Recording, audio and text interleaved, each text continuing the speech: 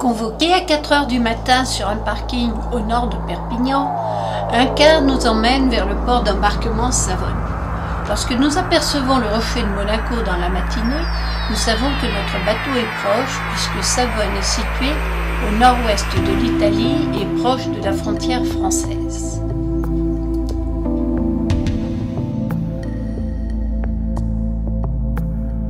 Chapeau.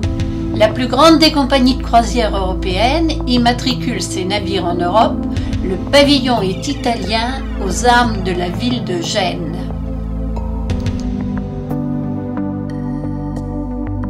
L'organisation de la procédure d'embarquement est efficace. Le temps d'attente est raisonnable compte tenu du nombre de passagers, environ 2000.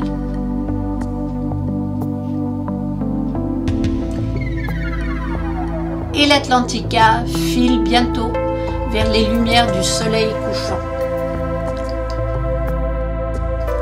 Une journée de repos pour se remettre des fatigues de la veille, qui commence bien avec un petit déjeuner servi en cabine.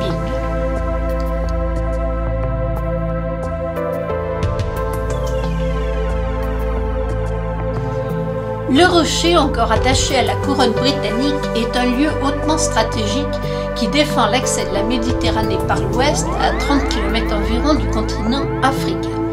Voisin de l'Espagne, nous avons eu de nombreuses occasions de visiter Gibraltar.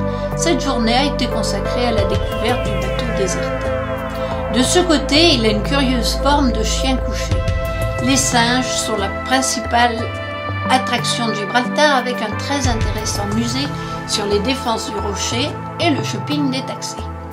La configuration du terrain fait que la principale route d'accès traverse la piste de l'aéroport.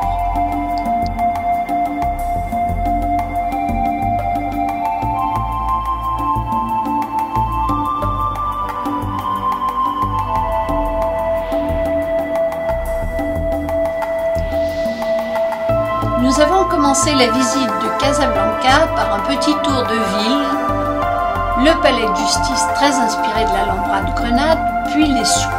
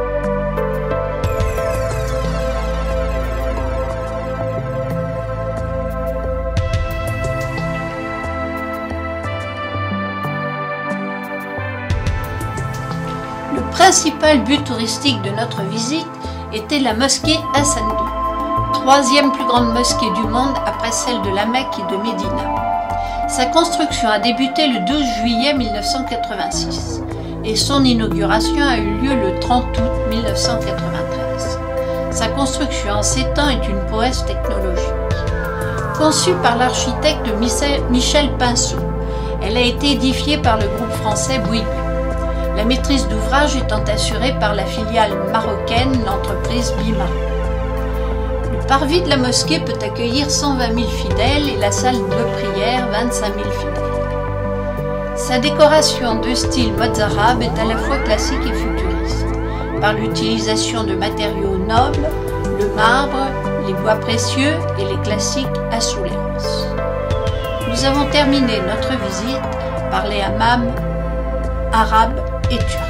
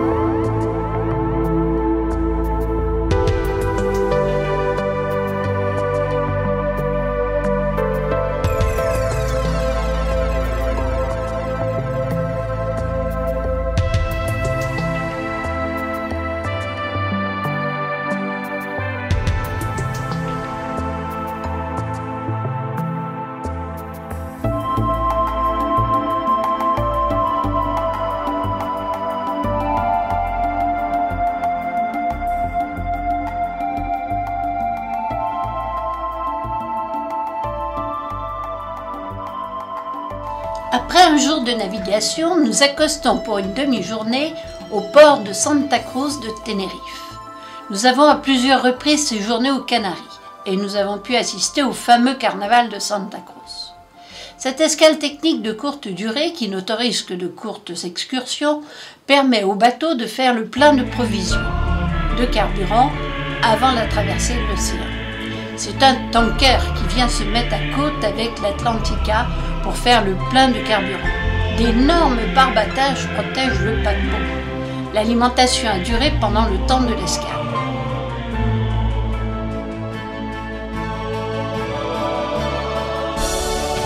Lourdement chargé, le bateau quitte Santa Cruz à 13 h. La traversée océanique dure 4 jours et 2 demi-journées. L'arrivée à la Barbade étant prévue à 12 h locales. Au cours de notre périple, nous avons reculé 5 fois nos montres d'une heure.